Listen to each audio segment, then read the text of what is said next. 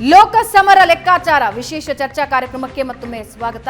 ಆನಂದ್, ಒಂದು ಗ್ಯಾರಂಟಿ ಒಂದು ಲೆವೆಲ್ಗೆ ಕಾಂಗ್ರೆಸ್ಗೆ ಜೊತೆಯಾಗಿ ನಿಂತಿದೆ. ಅದರ ಜೊತೆಗೆ ಕುಟುಂಬಸ್ಥರೇ ನಿಂತಾಗ ಸಚಿವರಾದಿಯಾಗಿ ಎಲ್ಲರೂ ಕೂಡ ನಿಲ್ತಾರೆ. ಆ್ಯಂಡ್ ಕಾರ್ಯಕರ್ತರಿಗೂ ಹೌದು, ಸಚಿವರ ಮಕ್ಕಳು ಅಥವಾ ಫ್ಯಾಮಿಲಿ ಮೆಂಬರ್ಸೇ ನಿಂತಾಗ ಅದೊಂದು ಜೋಶ್ ಜಾಸ್ತಿ ಇರುತ್ತೆ. ಈ ಎರಡರ ಕಾಂಬಿನೇಷನ್ ಬಗ್ಗೆ ಏನು ಹೇಳ್ತೀರಿ? ಭಾವನಾ, ಈ ಸಚಿವರ ಮಕ್ಕಳಿಗೆ ಮತ್ತು ಸಚಿವರ ಕುಟುಂಬದವರಿಗೆ ಟಿಕೆಟ್ ಕೊಟ್ಟಾಗ ಸಹಜವಾಗಿ ಒಂದು ಆಕ್ಷೇಪಾರ್ಹವಾದಂಥ ಚರ್ಚೆಗಳಾಯಿತು. ಮಾಧ್ಯಮಗಳಲ್ಲಿ ಅದು ದೊಡ್ಡ ರೀತಿಯಲ್ಲಿ ಅದು ಚರ್ಚೆಗೆ ಸಬ್ಜೆಕ್ಟ್ ಕೂಡ ಆಗಿತ್ತು. ರಾಜಕೀಯ ಭಾಷೆಯಲ್ಲಿ ಹೇಳೋದಾದರೆ ಕ್ಷೇತ್ರಕ್ಕೆ ಬೇಲಿ ಹಾಕೊಳ್ಳೋದು ಅಂತ ಹೇಳ್ತಾರೆ. ಸಚಿವರು ಮತ್ತು ಅವರ ಕುಟುಂಬದವರು ಈ ಲೋಕಸಭಾ ಕ್ಷೇತ್ರಕ್ಕೆ ಬೇಲಿ ಹಾಕ್ಕೊಳ್ತಕ್ಕಂಥ ಕೆಲಸವನ್ನು ಈ ಮೂಲಕ ಮಾಡಿದರು ಅಂದರೆ ತಪ್ಪಾಗಲಾರದು. ಮತ್ತು ಸಚಿವರ ಮಕ್ಕಳಿಗೆ ಕೊಟ್ಟಾಗ ಸಹಜವಾಗಿ ಆರಂಭಿಕವಾದಂಥ ಆಕ್ಷೇಪಗಳಿದ್ದರೂ ಕೂಡ ನಂತರದಲ್ಲಿ ಅದು ಒಳ್ಳೆಯ ರೀತಿಯ ಒಂದು ಬೆಳವಣಿಗೆ ಅಂತ ಪಕ್ಷದಲ್ಲೂ ಕೂಡ ಚರ್ಚೆ ಆಯಿತು. ಇದನ್ನು BJP ನಾಯಕರು ಕೂಡ ಹೇಳ್ತಾರೆ. ಎಷ್ಟರ ಮಟ್ಟಿಗೆ ಅಂದರೆ, ಚುನಾವಣೆಯಲ್ಲಿ ಸೋಲ್ಲಿ ಗೆಲ್ಲಿ ಕಾಂಗ್ರೆಸ್ಸಿಗೆ ಮುಂದಿನ 3 ಚುನಾವಣೆಗೆ ಅಭ್ಯರ್ಥಿಗಳು ಸಿಕ್ಕರು ಅನ್ನುವಂಥ ಒಂದು ಮಾತುಗಳು ಕೂಡ ಇದೆ. ಅಂದರೆ ಈ ಚುನಾವಣೆಯಲ್ಲಿ ಸೋಲ್ಬೋದು, ಆದರೆ ಅವರು ಮುಂದಿನ 3 ಚುನಾವಣೆಗೆ ಅಭ್ಯರ್ಥಿ ಆಗ್ತಾರೆ. ಹಾಗಾಗಿ ಅಭ್ಯರ್ಥಿ ಹುಡುಕಾಟ ಆಗೋದಿಲ್ಲ. ಒಂದು ರಾಜಕೀಯ ಶಕ್ತಿಯಾಗಿ ಆ ಇಡೀ ಕ್ಷೇತ್ರದಲ್ಲಿ ಸುತ್ತಾಡಲಿಕ್ಕೆ ಅವಕಾಶ ಇರುತ್ತೆ. ಒಂದು ರಾಜಕೀಯವಾಗಿರ್ತಕ್ಕಂಥ ಒಂದು ವರ್ಚಸ್ಸನ್ನು, ಒಂದು ಇಮೇಜನ್ನು ಬೆಳೆಸ್ಕೊಳ್ಳಿಕ್ಕೆ ಅವರು ಸಾಧ್ಯ ಆಗುತ್ತೆ. ಹಾಗಾಗಿ ಸೋಲು ಗೆಲುವು ಸಹಜ, ಆದರೆ ಅದು ಇದು ಪಾಸಿಟಿವ್ ಆಗಿದೆ ಅಂತಕ್ಕಂಥದ್ದು. ಮತ್ತು ಇನ್ನೊಂದು ಭಾಳ ಪ್ರಮುಖವಾಗಿ ಸಚಿವರ ಕುಟುಂಬದವರಿಗೆ ಕೊಟ್ಟಂಥ ಕಾರಣಕ್ಕಾಗಿ ಸಚಿವರು ಬರುವ ಎಲ್ಲ ಸಾಧ್ಯತೆಗಳನ್ನು ಕೂಡ ಪ್ರದರ್ಶನ ಮಾಡಿದ್ದಾರೆ. ಆ ಕಾರಣಕ್ಕಾಗಿ ಬಾಗಲಕೋಟೆ ಅಂತ ಕ್ಷೇತ್ರದಲ್ಲೂ ಕೂಡ ದೊಡ್ಡ ಮಟ್ಟದ ಸ್ಪರ್ಧೆ ಆಗಿರ್ತಕ್ಕಂಥದ್ದು. ಚಿಕ್ಕೋಡಿ ಅಂತ ಕ್ಷೇತ್ರಗಳಲ್ಲಿ ಕಾಂಗ್ರೆಸ್ಸು ಇವತ್ತು ನಾವು ಗೆಲ್ತೇವೆ ಅಂತ ಅತ್ಯಂತ ಆತ್ಮವಿಶ್ವಾಸದಲ್ಲಿ ಹೇಳ್ತಾ ಇರತಕ್ಕಂಥದ್ದು. ಬೆಂಗಳೂರು ದಕ್ಷಿಣದಲ್ಲೂ ಕೂಡ ನಾವು ಅತಿ ಹೆಚ್ಚು ಮತಗಳನ್ನು ಪಡಿತೇವೆ ಅನ್ನುವಂಥ ಒಂದು ವಿಶ್ವಾಸದ ಮಾತುಗಳನ್ನು ಕಾಂಗ್ರೆಸ್ ನಾಯಕರು ಹೇಳ್ತಾ ಇರುವಂಥದ್ದು.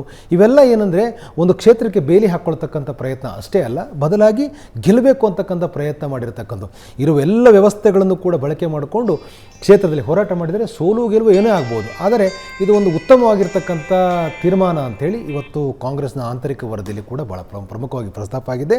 ಕಾಂಗ್ರೆಸ್ಸಿಗೆ ಈ ಒಂದು ನಿರ್ಧಾರದಿಂದ ರಾಜಕೀಯವಾದ ಲಾಭ ಆಗುತ್ತೆ ಅನ್ನುವಂಥ ಮಾತುಗಳು ಕೂಡ ಕೇಳಿ ಬರ್ತಾ ಇದೆ. ಅದು ಒಂದೊಮ್ಮೆ ಬೇರೆಯವ್ರಿಗಾಗಿದ್ದರೆ ಸಚಿವರು ಇಷ್ಟು ದೊಡ್ಡ ಪ್ರಮಾಣದ ಕೆಲಸ ಮಾಡ್ತಿದ್ರಾ? ಇಲ್ಲ.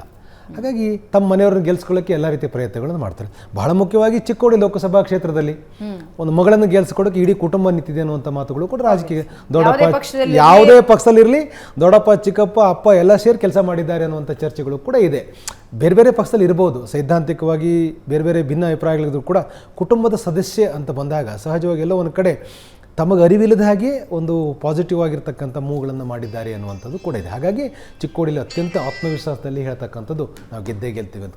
ಸೊ ಇದು ಬಹಳ ಪ್ರಮುಖ ಆಗುತ್ತೆ. ಹಾಗಾಗಿ ಕುಟುಂಬದವರು ಎಲ್ಲೆಲ್ಲಿ ಸ್ಪರ್ಧೆ ಮಾಡಿದಾರೋ ಅಲ್ಲಿ ಆ ಕುಟುಂಬದವರು ಬೇರೆ ಬೇರೆ ಪೊಲಿಟಿಕಲ್ ಪಾರ್ಟಿಲಿದ್ದರೂ ಕೂಡ ಅವರು ಪರೋಕ್ಷವಾಗಿ ಪ್ರತ್ಯಕ್ಷವಾಗಿ ಅಭ್ಯರ್ಥಿನ ಗೆಲ್ಲಿಸ್ಕೊಳ್ಳಿಕ್ಕೆ ಪ್ರಯತ್ನ ಪಟ್ಟಿದ್ದಾರೆ. ಹಾಗಾಗಿ ಕಾಂಗ್ರೆಸ್ಗೆ ಲಾಭ ಆಗುತ್ತೆ ಅನ್ನುವಂಥ ಮಾತುಗಳು ಕೂಡ ಇದೆ. ರೈಟ್ ಸರ್, ಕುಟುಂಬ ರಾಜಕಾರಣ ಅಂತ ನಾವು ಆದ್ರೆ when it comes to the result ಅದು ವರ್ಕ್ ಆಗುತ್ತೆ ಅನ್ನೋದು ಅನ್ನಿಸ್ತಿದ್ಯಾ ನಿಮಗೆ? ನೋಡಿ, ಈಗ ಅವ್ರು ಹೇಳಿದ ಕರೆಕ್ಟ್. ಅಲ್ಲಿ ಬೆಳಗಾಂ ಡಿಸ್ಟಿಕ್ಕಲ್ಲಿ 2 ಕ್ಷೇತ್ರ ಉಂಟು, ಬೆಳಗಾಂ ಮತ್ತು ಚಿಕ್ಕೋಡಿಯಲ್ಲೆಲ್ಲ ಜಾರಕಿಹೊಳಿ ಕುಟುಂಬ, ಬಾಲಚಂದ್ರ ಜಾರಕಿಹೊಳಿ, ರಮೇಶ್ ಜಾರಕಿಹೊಳಿ ಆಗಲಿ, ಸತೀಶ್ ಜಾರಕಿಹೊಳಿ, 3 ಜನ ಜಾರಕಿಹೊಳಿ MLAಗಳು ಕೂಡ ಪ್ರಭಾವಿಮಾನ ವ್ಯಕ್ತಿಗಳು ಕೂಡ ಅವರು ಚಿಕ್ಕೋಡಿ ಬಂದಾಗ ಅಲ್ಲಿ ಕಾಂಗ್ರೆಸ್ ಕಡೆ ಇದ್ದಾರೆ. ಅವರು ಪಕ್ಷ ರಮೇಶ್ ಜಾರಕಿಹೊಳಿ ಮತ್ತು ಇವ್ರದ್ದಿದ್ರು ಚಿಕ್ಕೋಡಿ ಬಂದ. ಅದೇ ನೀವು ಇಲ್ಲಿ ಬೆಳಗಾಂ ಹೋದಾಗ ಅವರು at any cost Lakshmi Balkar ಮಗನನ್ನು ಸೋಲಿಸಲೇಬೇಕಂತೇಳಿ ಆ ಫ್ಯಾಮಿಲಿ ಅಲ್ಲಿ ಒಟ್ಟಾಗಿ ನಿಂತಿದೆ. ಆ್ಯಕ್ಚುಲಿ ಆ ಪ್ರಭಾವ ಅದು ಫ್ಯಾಮಿಲಿ ಅವರು ತನ್ನ ಅಲ್ಟಿಮೇಟ್ಲಿ ಕಡೆಗೆ ಅವರು ಫ್ಯಾಮಿಲಿಯನ್ನು ಬಿಟ್ಟು ಕೊಡೋದಿಲ್ಲ. ಅವರು ಎಲ್ಲಿ ಮಾತಾಡೋದು ನೋಡಿ, ಒಂದು ಪ್ರಭಾವಿ ಫ್ಯಾಮಿಲಿ ಅದು. ಆ್ಯಕ್ಚುಲಿ ಲಿಂಗಾಯತರಿಗೆ ಒಂದು ಪೈಪೋಟಿ ಕೊಡುವಂಥ, ಲಿಂಗಾಯತ್ ಡಾಮಿನಿಟಿ ಏರಿಯಲ್ಲಿ ಒಂದು ಪೈಪೋಟಿ ಕೊಡುವಂಥ ಪ್ರಭಾವಿ 3 ಜನ ವ್ಯಕ್ತಿಗಳು ಬ್ರದರ್ಸ್. ಅವರು 2 ಡೈರೆಕ್ಟ್ ಬ್ರದರ್ಸ್, ಒಬ್ಬರು ಕಸಿನ್ ಬಾಲಚಂದ್ರ ಜಾರಕಿಹೊಳಿ ಅವರು ಇದ್ದೇ ಇರ್ತದೆ. ಈಗ ಬೇರೆ ಕೆಲವು ಕ್ಷೇತ್ರಗಳಲ್ಲಿ ಬರೋದಾದರೆ, ಈಗ ಇವರು ಹೇಳ್ತಿದ್ರಲ್ಲ ನಮ್ಮ ಕುಮಾರಸ್ವಾಮಿ ವಿಷಯ, ನಂಗೂ ಅಚ್ಚೆ ಕಾಣ. ಕುಮಾರಸ್ವಾಮಿ ಅಸೆಂಬ್ಲಿಯಲ್ಲಿ ಇರಬೇಕು. ನಂದು ಪೆನ್ ಡ್ರೈವ್ ಉಂಟು, ಅಥವಾ ಒಳ್ಳೆ ಪ್ರಶ್ನೆಗೆ ಉತ್ತರ ಕೊಡಲಿಕ್ಕೆ, ಒಳ್ಳೆ ಭಾಷಣ ಕೊಡಲಿಕ್ಕೆ ಅಸೆಂಬ್ಲಿಯಲ್ಲಿ ಇರಬೇಕು. ಪಾರ್ಲಿಮೆಂಟ್ ಹೋಗಿ ಅಲ್ಲಿ ಅಷ್ಟೇ ಇನ್ನೊಂದು ಮಿನಿಸ್ಟ್ರಿ ಸಿಕ್ಕಿದ್ರೆ ಹೋಗ್ಬೋದು. ಮಿನಿಸ್ಟ್ರಿ ಸಿಗ್ತದಾ ಇಲ್ಲ, ಅದು ಡಿಫರೆಂಟ್ ಆ್ಯಕ್ಚುಲಿ. ಬಟ್ ಅವ್ರು ಇಲ್ಲೇ ಇರಬೇಕು. ಈಗ ನೋಡಿ, ನನಗೆ ಮೊನ್ನೆ ಒಂದು ನನ್ನಷ್ಟೇ ನಾನು ಅನಿಸ್ತಾ ಇದೆ, ಇವರು ಸುರೇಶ್ ಕುಮಾರ್, ಇವ್ರು ಹೇಳ್ತಿದ್ರು ಶಿವಕುಮಾರ್, ಇವರಿಗೆ ನಾನು ಅಸೆಂಬ್ಲಿಯಲ್ಲಿ ಉತ್ತರ ಕೊಡ್ತೇನೆ. ಅಸೆಂಬ್ಲಿಯಲ್ಲಿ ಇವರು ಪಾರ್ಲಿಮೆಂಟ್ ಹೋಗಿ ಅಸೆಂಬ್ಲಿಗೆ ಬರಲಿಲ್ಲ ಉತ್ತರ ಎಲ್ಲಿಂದ ಕೊಡೋದು ಅಂತ ಮೊನ್ನೆಯಿಂದ ಅವ್ರು ಉತ್ತರ ಹೇಳ್ತಾ ಇದ್ದಾರೆ.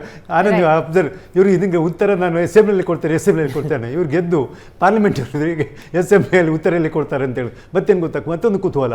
ಈ ಸಲ 3 ಕಡೆಯಲ್ಲಿ ಸಿಟ್ಟಿಂಗ್ MLAಸ್ಗಳು ಕಂಟೆಸ್ಟ್ ಮಾಡ್ತಾ ಇದ್ದಾರೆ, ಮಂಡ್ಯ, ಹಾವೇರಿ ಮತ್ತು ಬಳ್ಳಾರಿಯಲ್ಲಿ. ಸೊ ಇವ್ರಿಗೆ ಗೆದ್ರೆ ಮತ್ತೊಂದು ಬೈ ಎಲೆಕ್ಷನ್ ಬರುವ ಚಾನ್ಸ್ಗಳು ಉಂಟು ಆ್ಯಕ್ಚುಲಿ. ಸೊ ಅಲ್ಟಿಮೇಟ್ಲಿ ಕುತೂಹಲ ಅಂದರೆ ಮೋಸ್ಟ್ಲಿ ಇಬ್ಬರು ಗೆಲ್ತಾರೆ. ಯಾರು ಹಾವೇರಿಯಲ್ಲಿ ಬೊಮ್ಮಾಯಿ ಅವರು ಗೆಲ್ತಾರೆ, ಯಾರು ಈಗ ಆಫ್ಟರ್ ಇಲೆಕ್ಷನ್ ಅಂತ ಬಂದ ರಿಪೋರ್ಟ್ ಪ್ರಕಾರ ಮಂಡ್ಯದಲ್ಲಿ ಕುಮಾರಸ್ವಾಮಿ ಅವರು ಗೆಲ್ತಂದ ರಿಪೋರ್ಟ್ ಎಷ್ಟು ತನಕ ಅಂತ ಗೊತ್ತಿಲ್ಲ. ಯಾಕೆ ನನಗಂತೂ ಈಗಲೂ ಡೌಟ್ ಉಂಟು. ಆನಂದ್ ಅವರು ಹೇಳಿದಾಗೆ ಕಾಂಗ್ರೆಸ್ಗೆ ಒಂದು ಏನೋ ಒಂದು ಅಗೋಚರವನ್ನು ಅಲೆ ಕಾಣ್ತದೆ, ಇನ್ವಿಸಿಬಲ್ ವೇವ್ ಅಂತ ಹೇಳ್ತೇವೆ. ಈಗ ನಾವೊಂದು ವಿಸಿಬಲ್ ವೇವ್ ಅಂದರೆ ಮೋದಿ ಅಲೆ ಅಂತ ಕಾಣ್ತೇವೆ, ಅದು ಕಾಣ್ತಾ ಉಂಟು ನಮಗೆ. ಬಟ್ ಅಗೋಚರ ಕಾಣ್ಲಿಕ್ಕೆ ಸಿಗೋದಿದ್ದು ಒಂದು ಇನ್ವಿಸಿಬಲ್ ಅವೆಲೆ ಅಂತ ಹೇಳಿದ್ರೆ ಈ ಮಹಿಳಾ ವೋಟರ್ಸ್ ಈ ಗ್ಯಾರಂಟಿದು ಫಲಾನುಭವಿಗಳಾಗಿ ಹೋಗಿ ಎಕ್ದಮ್ ಕಾಂಗ್ರೆಸ್ಗೆ ವೋಟ್ ಮಾಡಿದರೆ ಉಂಟಲ್ಲ, ರಿಸಲ್ಟ್ ಎಲ್ಲ ಕೆಲವು ಸರ್ಪ್ರೈಸಿಂಗ್ ವಿಸಿಟ್ ಬರ್ಬೋದು. ಈಗ ನೋಡಿ ನಾರ್ತ್, ಈಗ ಬೆಂಗಳೂರು ನಾರ್ತಲ್ಲಿ ನಮ್ಮ ಕರ್ನಾಟಕದಲ್ಲಿ ಹೈಯೆಸ್ಟ್ ವೋಟರ್ಸ್ ಇರುವ ಕ್ಷೇತ್ರ ಬೆಂಗಳೂರಿನವರು ಶೋಭಾ ಕರಂದ್ಲಾಜೆ ಮತ್ತು ಇವರು ಗೌಡರು ನಿಂತ ಕ್ಷೇತ್ರ.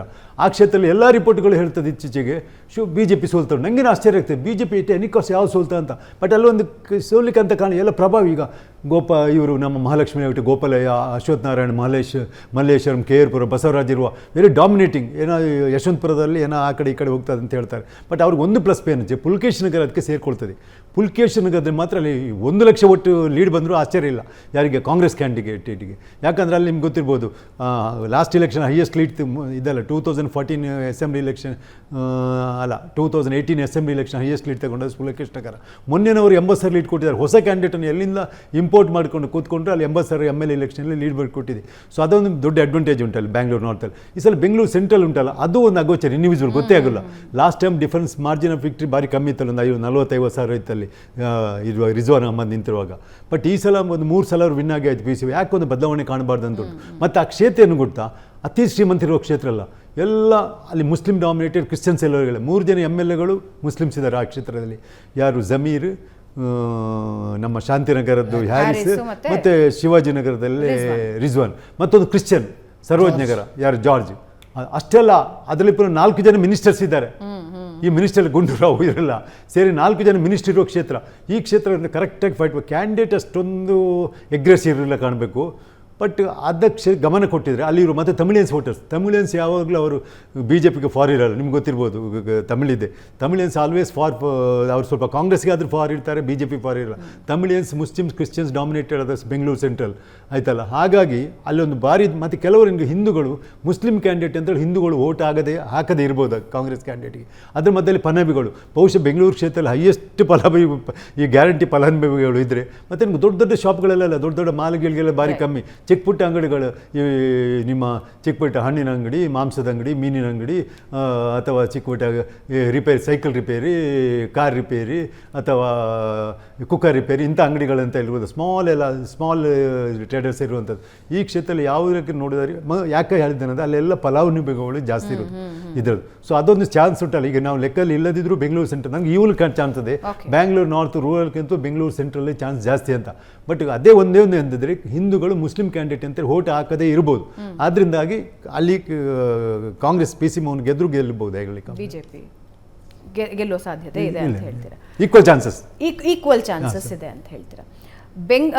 ಮೊದಲ ಹಂತ ಮತ್ತು ಎರಡನೇ ಹಂತದಲ್ಲಿ ವ್ಯತ್ಯಾಸ ಕಾಣ್ತಾ ಇದೆ. ಏನು ಕಾಣ್ತಾ ಇದೆ ಆನಂದ್? ಮೊದಲ ಹಂತದಲ್ಲಿ 6 ಸ್ಥಾನಗಳು ಕಾಂಗ್ರೆಸ್ ಗೆಲ್ಲಬಹುದು ಅಂತ ರಿಪೋರ್ಟ್ ಬಂದಿದೆ. ಎರಡನೇ ಹಂತದಲ್ಲಿ 8 ಸ್ಥಾನಗಳನ್ನು ಗೆಲ್ಲಬಹುದು ಅಂತ ಇದೆ. ಸೊ ಏನು ಡಿಫ್ರೆನ್ಸ್ ಆಯಿತು ಅಲ್ಲಿ? ಒಂದು ಮೊದಲ ಹಂತ 14 ಕ್ಷೇತ್ರಗಳಲ್ಲಿ ಮತದಾನ ನಡೆಯುವ ಸಂದರ್ಭದಲ್ಲಿ ಚುನಾವಣೆ ಘೋಷಣೆ ಆದ ನಂತರದಲ್ಲಿ ಈ ಒಂದು 14 ಕ್ಷೇತ್ರಗಳಲ್ಲಿ ಒಂದು ರೀತಿ ಮೋದಿ ಅಲೆ ಮತ್ತು ಮೋದಿ ವಿರೋಧಿ ಶಕ್ತಿಗಳ ಒಂದು ಹೋರಾಟ ಇವೆಲ್ಲವೂ ಕೂಡ ಬಹಳ ಪ್ರಮುಖವಾಗಿ ಕೆಲಸ ಮಾಡಿತು. ಮೊದಲ ಹಂತದಲ್ಲಿ ಮೋದಿಯವರ ಪ್ರವಾಸ ದೊಡ್ಡ ಮಟ್ಟದಲ್ಲಿ BJP ಪ್ಲಸ್ ಆಗಿದೆ. ಉದಾಹರಣೆಗೆ ಬೆಂಗಳೂರಿನಲ್ಲಿ ನಡೆದಂಥ ರ್ಯಾಲಿ ಇರ್ಬೋದು, ಅದು ನಿಮಗೆ ಮಂಗಳೂರಲ್ಲಿ ನಡೆದ ರೋಡ್ ಶೋ ಇರ್ಬೋದು, ಚಿಕ್ಕಬಳ್ಳಾಪುರ ಇರ್ಬೋದು, ಮೈಸೂರು ಇರ್ಬೋದು. ಹೀಗೆ ಮೋದಿಯವರು ಪ್ರವಾಸ ಮಾಡಿರ್ತಕ್ಕಂಥ ಏನು ಜಿಲ್ಲೆಗಳು ಮತ್ತು ಕ್ಷೇತ್ರಗಳಿದ್ದಾವೆ ಇಲ್ಲಿ ಪ್ಲಸ್ ಆಗಿದೆ ಅನ್ನುವಂಥ ರಿಪೋರ್ಟ್ ಕಾಂಗ್ರೆಸ್ ಆಂತರಿಕ ವರದಿಯಲ್ಲಿ ಇರ್ತಕ್ಕಂಥದ್ದು. ಯಾಕೆಂದರೆ ಇಲ್ಲಿ ಮೋದಿಯವರು ಮತಬೇಟೆಗೆ ಪೂರಕವಾಗುವ ರೀತಿಯಲ್ಲಿ ತಮ್ಮ ಪ್ರವಾಸವನ್ನು ನಿಗದಿ ಮಾಡಿದರು. ಹಾಗಾಗಿ ಮೋದಿಯವರ ಕಾರಣಕ್ಕಾಗಿ ಒಂದಷ್ಟು ಓಟು ವರ್ಗಾವಣೆಗೊಂಡಿದೆ ಅಂತಕ್ಕಂಥದ್ದು. ಆದರೆ ಅದು ಎರಡನೇ ಹಂತದಲ್ಲಿ ಆಗಿಲ್ಲ. ಎರಡನೇ ಹಂತದಲ್ಲಿ ಗ್ಯಾರಂಟಿಗಳೇ ದೊಡ್ಡ ಮಟ್ಟದ ಸದ್ದು ಮಾಡಿರ್ತಕ್ಕಂಥದ್ದು. ಮತ್ತು ಕರ್ನಾಟಕದಲ್ಲಿ ಮೋದಿಯವರು ಎರಡನೇ ಹಂತದಲ್ಲಿ ಪ್ರವಾಸ ಮಾಡಿದರೂ ಕೂಡ ಆಗ ಇನ್ನೊಂದು ಸಬ್ಜೆಕ್ಟ್ಗಳು ರಾಜಕೀಯದಲ್ಲಿ ಚರ್ಚೆ ಆಗ್ತಾ ಇತ್ತು, ಅದು ಪೆನ್ ಡ್ರೈವ್. ಸೊ ಹಾಗಾಗಿ ಮೋದಿಯವರ ಏನು ಪ್ರವಾಸ ಅಷ್ಟು ದೊಡ್ಡ ಮಟ್ಟದಲ್ಲಿ ಮತದಾರರ ಮೇಲೆ ಪ್ರಭಾವ ಬೀರಿಲ್ಲ ಅನ್ನುವಂಥ ಮಾತುಗಳು ಕೂಡ ಇದೆ. ಅಂದರೆ ಮಹಿಳಾ ಮತದಾರರು, ಗ್ಯಾರಂಟಿಗಳ ಫಲಾನುಭವಿಗಳು ಭಾಳ ದೊಡ್ಡ ಮಟ್ಟದಲ್ಲಿ ಮತಗಟ್ಟೆಗೆ ಬಂದು ಕಾಂಗ್ರೆಸ್ ಪರವಾಗಿ ಒಲವನ್ನು ವ್ಯಕ್ತಪಡಿಸಿರ್ತಕ್ಕಂಥದ್ದನ್ನು ಗಮನಿಸಬಹುದಾಗಿದೆ ಅಂತೇಳಿ ಆ ವರದಿಯಲ್ಲಿದೆ. ಹಾಗಾಗಿ ಮೊದಲ ಹಂತದಲ್ಲಿ ಮೋದಿಯವರ ಪ್ರವಾಸ ದೊಡ್ಡ ಮಟ್ಟದಲ್ಲಿ ಕೆಲಸ ಮಾಡಿದೆ. ಎರಡನೇ ಹಂತದಲ್ಲಿ ಅಷ್ಟು ದೊಡ್ಡ ಮಟ್ಟದ ಕೆಲಸ ಮಾಡಿಲ್ಲ ಅನ್ನುವಂಥದ್ದು ಮಾಹಿತಿಗಳಿದೆ. ಜೊತೆಗೆ ಬಿ ಜೆ ಪಿಯವರು ಮೊದಲ ಹಂತದಲ್ಲಿ ವ್ಯಕ್ತಪಡಿಸಿರ್ತಕ್ಕಂಥ ಆಸಕ್ತಿಗಳು, ಚುನಾವಣೆ ಬಗ್ಗೆ ಅವ್ರಿಗಿದ್ದಂಥ ದೊಡ್ಡ ಮಟ್ಟದ ಒಂದು ಆತ್ಮವಿಶ್ವಾಸ ಎರಡನೇ ಹಂತದಲ್ಲಿ ಕಂಡಿಲ್ಲ ಅಂತಕ್ಕಂಥದ್ದು. ಯಾಕೆಂದರೆ ಎರಡನೇ ಹಂತದ ಒಂದು ಚುನಾವಣಾ ಪ್ರಚಾರ ಸಂದರ್ಭದಲ್ಲಿ ಎಲ್ಲೋ ಒಂದು ಕಡೆ ಸ್ಥಳೀಯ ನಾಯಕರು ಎಲ್ಲ ಒಂದು ರೀತಿ ಆಸಕ್ತಿಯನ್ನು ಕಳೆದುಕೊಂಡಿದ್ರು ಅನ್ನುವಂಥದ್ದು ಕೂಡ ಮೇಲ್ನೋಟ ಕಾಣ್ತಾ ಇತ್ತು. ಅಂದರೆ ಒಂದು ಮನೆಗೆ ಚೀಟಿಯನ್ನು ತಲುಪಿಸುವಲ್ಲೂ ಕೂಡ ಅಷ್ಟು ಅಗ್ರೆಸಿವ್ ಆಗಿರ್ತಕ್ಕಂಥ, ಅಷ್ಟು ಒಂದು ಬಹಳ ಆ್ಯಕ್ಟಿವ್ ಆಗಿ ಕೆಲಸ ಮಾಡ್ದಂಗಿಲ್ಲ. ಬಿ ಜೆ ಪಿಯವರು ಅಂದರೆ ಒಂದು ಸಂಘಟನಾತ್ಮಕವಾಗಿ ಪೇಜ್ ಪ್ರಮುಖರ ಆದಿಯಾಗಿ ಆ ಹಂತದಿಂದ ಆರಂಭಗೊಂಡು ರಾಜ್ಯ ಮಟ್ಟದವರೆಗೂ ಕೂಡ ಎಲ್ಲರೂ ಕೂಡ ಸಂಘಟಿತವಾಗಿ ತಮ್ಮ ರೋಲ್ಗಳನ್ನು ಮಾಡ್ತಾಯಿದ್ರು. ಅದರಲ್ಲಿ ಬಹಳ ಪ್ರಮುಖವಾಗಿ ಪ್ರತಿ ಮನೆಗೆ ಹೋಗಿ ಚೀಟಿ ಕೊಡ್ತಕ್ಕಂಥದ್ದು, ನೀವು ನಮ್ಮ ಅಭ್ಯರ್ಥಿಗೆ ಓಟ್ ಹಾಕಬೇಕು ಅಂತ ಹೇಳ್ತಕ್ಕಂಥದ್ದು. ಅದಕ್ಕೊಂದು ದೊಡ್ಡ ಮಟ್ಟದ ತಂಡ ಇರುತ್ತೆ. ಆ ತಂಡ ಬೀದಿಯಲ್ಲಿ ಕಾಣಿಸ್ಕೊಂಡಿಲ್ಲ ಅನ್ನುವಂಥದ್ದು. ಅಂದರೆ ಅದೆಲ್ಲ ಒಂದು ಕಡೆ ಹಾಗಾದರೆ ಬಹಳ ಸ್ಪಷ್ಟವಾಗಿ ಹೇಳ್ತಕ್ಕಂಥದ್ದು ಬಿ ಜೆ ಪಿಯಲ್ಲಿ ಒಂದಷ್ಟು ಆಸಕ್ತಿಯ ಕೊರತೆ ಆಯಿತು ಅಂತಕ್ಕಂಥದ್ದು. ಅದು ಎರಡನೇ ಹಂತದಲ್ಲಿ ಕಂಡಿದೆ.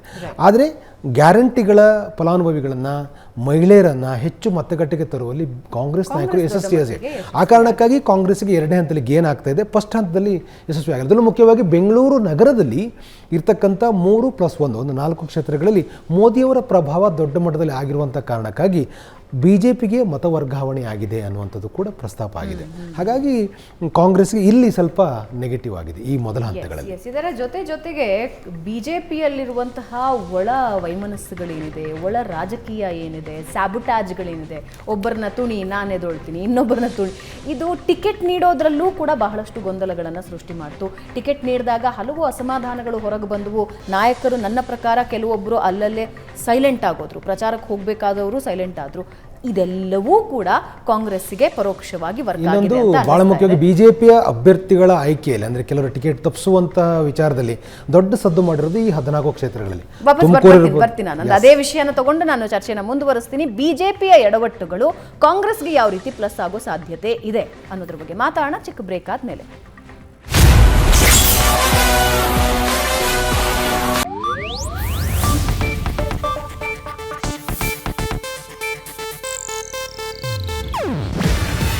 ಇದು ಏಷ್ಯಾನೆಟ್ ನ್ಯೂಸ್ ನೆಟ್ವರ್ಕ್ ಪ್ರಸ್ತುತಿ. ನೀವು ನೋಡ್ತಿದ್ದೀರಾ ಏಷ್ಯಾನೆಟ್ ಸುವರ್ಣ ನ್ಯೂಸ್.